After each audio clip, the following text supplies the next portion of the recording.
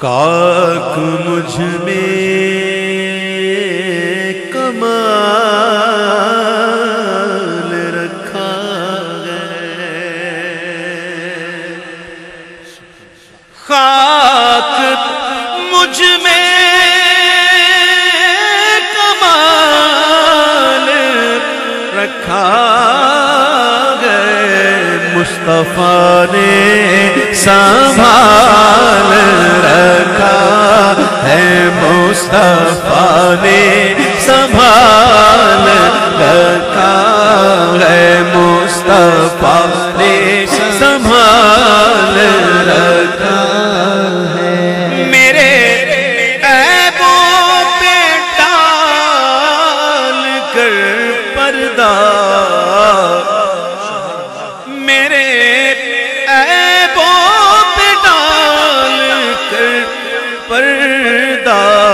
مجھ کو اچھوں میں ڈال رکھا ہے، مجھ کو اچھوں میں ڈال رکھا ہے، مصطفیٰ نے سنبھال رکھا ہے، اور ان کی رحمت نہیں فقط ہم پر،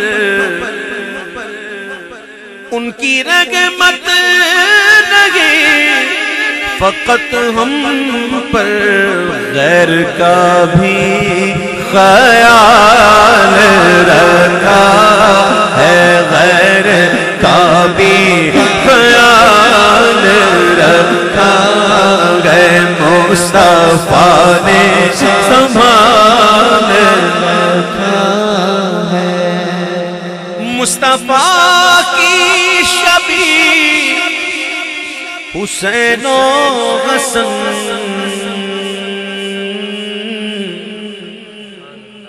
مصطفیٰ کی شبیہ حسین و حسن، نام پردے میں آل رکھا ہے، نام پردے میں آل رکھا ہے، مصطفیٰ نے سنبھال رکھا ہے، تال سے دافع بنا ہے وہ، دال سے دافع بنا ہے وہ، یوں محمد نے دال رکھا ہے، یوں محمد نے دال رکھا ہے، میں نے جب کہا نا یوں محمد نے، تو میں نے دیکھا کئی لوگوں نے یوں کیا، انگوٹھے چوم لیے نا، کئی لوگوں کو بہت برا لگتا ہے، برا کیوں لگتا ہے؟ اس لیے کہ ان کے نصیب میں ہے ہی نہیں،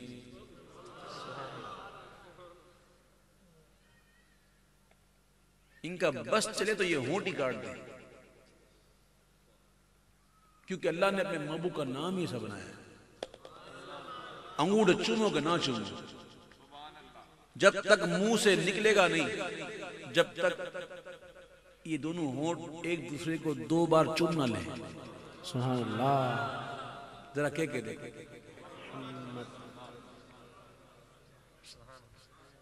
یہ نام ہی اللہ نے ایسا بنایا اپنے محبوب کا، دیکھو منہ سے اس وقت تک پورا نکلتا ہی نہیں جب تک ہونٹ چومے نہ 2 دفعہ، تم نہ چومو انگوٹھے، اپنے ہونٹ کٹواؤ نا بھائی،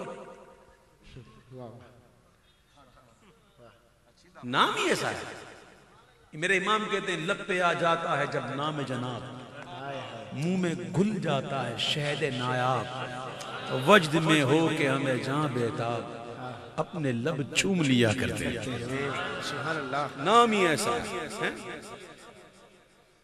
دال سے دافع بنا ہے وہ، یوں محمد نے دال رکھا ہے، یوں محمد نے دال رکھا ہے، جو فقیران شاہ بطحا ہے جو فقیران شاہ بتگاہ ہے ان کی گدڑی میں لال رکھا ہے، ان کی گدڑی میں لال رکھا ہے۔ آپ نے نام سنا ہے علامہ مولانا روم؟ نام سنا مولانا روم؟ سنا ہے نام؟ وہ کون ہی سنتا بھائی؟ مولانا روم کی مثنوی تو اتنی مشہور ہے کہ ان کی مثنوی کے بارے میں یہاں تک کہہ گیا کوئی کہ مثنوی مولوی مانوی ہست قرآن در زبان فارسی۔ مولانا روم ظاہری علوم حاصل کرنے کے لیے آپ نے سفر کیا، ادھر گئے ادھر گئے، اور تحصیل علم کے بعد جو ہے وہ ایک تالاب کے کنارے اپنی کتابوں میں جو علم لائے تھے لکھ کر، وہ مطالعہ کر رہے تھے کہ اللہ کے ایک ولی حضرت شمس تبریز کا گزر ہوا۔ جیسے ہی نظر پڑی گئے ان کے پاس اور پوچھتے ہیں مولانا ایچیاں است؟ مولانا روم مطالعہ کر رہے ہیں، شمس تبریز پوچھ رہے ہیں اینچیاں است؟ آپ نے یوں نگاہ اٹھائی، ظاہری اولیاء دیکھا، صرف ظاہری اولیاء دیکھا، کہا یہ قال است، یہ قال ہے، تو نہیں سمجھے گا، تو نہیں سمجھے گا۔ تو ان کو ذرا جلال آ گیا، انہوں نے کتابیں اٹھائی مولانا کی اور دریا میں ڈال دی، تالاب میں ڈال دی۔ اب جب کتاب پانی میں پڑ جائے تو کیا ہوتا ہے؟ یہ کسی طالب علم سے پوچھو نا جتنی محنت لکھا ہو اس نے، اور امتحان کے دن ہو ایسے میں پانی گر جائے تو کیا ہو؟ بچے کی تو حالت خراب ہو جاتی ہے۔ علامہ روم کو بڑا برا لگا اور کہنے لگے کہ تو نے یہ کیا کیا؟ میں نے اتنا علم حاصل کیا، ادھر گیا ادھر گیا، اتنا علم لکھا، یہ لکھ کر لایا، میں اس کا مطالعہ کر رہا تھا، یہ تو نے میری محنت کا ضائع کر دیا، تم نے یہ کیا کیا کیا؟ تو آپ نے کہا کوئی فکر نہیں کرو، ایسے ہی انہوں نے ہاتھ ڈالا اور کتاب اٹھا کے دے دی، پانی نے چھوا تک نہیں۔ تو مولانا دیکھ کر ان سے کہتے ہیں اینچیاں است، یہ کیا ہے؟ آپ فرماتے ای حال است، تو نہیں آنے۔ جہاں سے قال والوں کی عقلیں ختم ہوتی ہیں نا، وہاں سے حال والوں کی عقلوں کی سرحدیں شروع ہوتی ہیں۔ سمجھ میں آئی بات؟ وہیں سے غلام ہوئے، بیعت ہوئے، تائب ہوئے، اور ان کے ہو گئے، اور ایسے ہوئے کہ ان کو کہنا پڑا کہ مولوی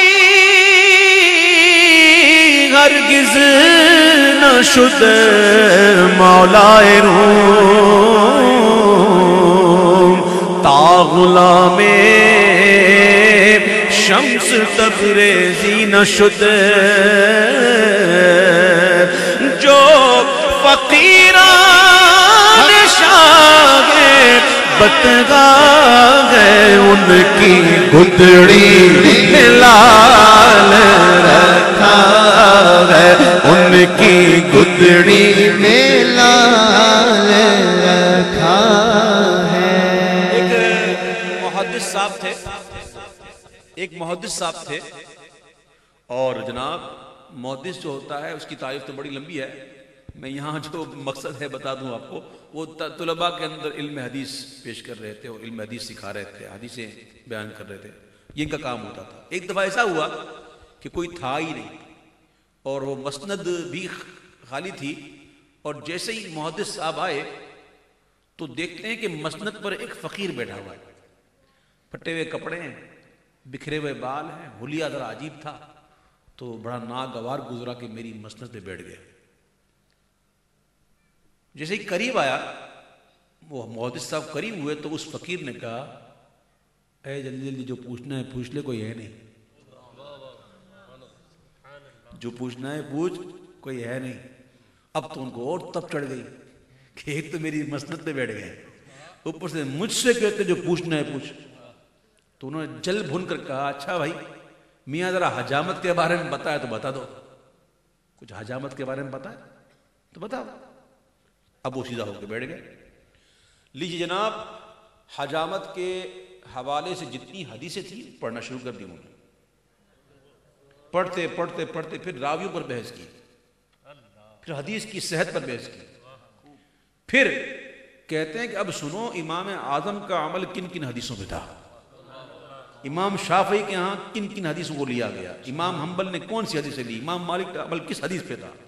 یہ بیان کرنے کے بعد سنتا ہے اب اور سن ہمارے آقا کے دور میں حجامت کے اوزار کیسے ہوتے تھے.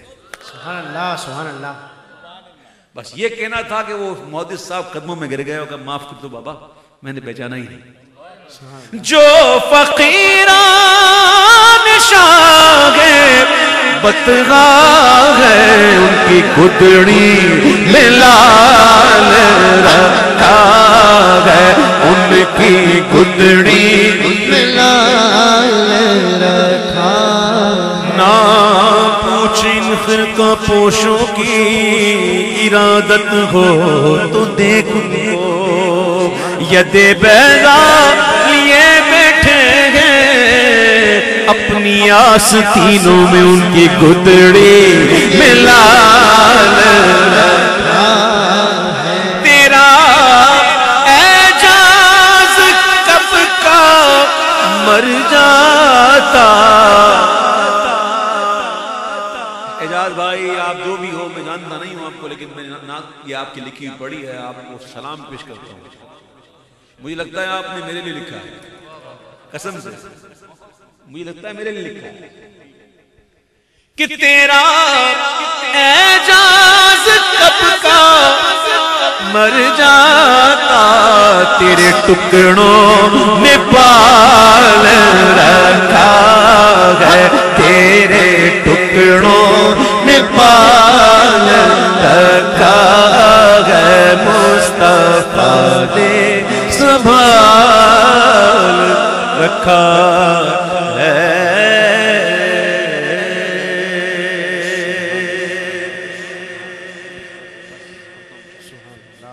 مجھے فرمائش نہ کرو، فرمائش میں باندھ دیتے ہو تو پھر بند جاتا ہوں میں، ٹھیک ہے.